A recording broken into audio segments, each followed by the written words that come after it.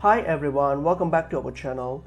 So today in this video I'm going to show you how to pay in Brawl Stars with Paysafecard. So let's get into the video. So open up Brawl Stars and log into your Brawl Stars account if you have one.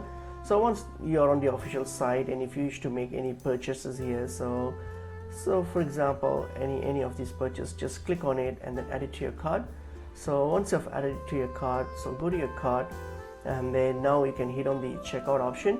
So when you get to this checkout option here, so suppose if you want to use your Paysafe account, so if your Paysafe card, so the only way that you can do it is by using your Paysafe MasterCard. So if you have the Paysafe MasterCard, so what you can do, you can simply plug in the details of your Paysafe MasterCard and use it as your other debit or credit card. So use those card and then fill in the details here, and then once you're done and hit on the pay option, and that should process this using your Paysafe card. And please note that this option is only available at certain locations and regions, so that supports Paysafe card. So yeah, nevertheless you can just try in with, if you have a MasterCard, you should be fine and you should be able to use that card and pay for this. So that's pretty much it is. Hope this video was helpful.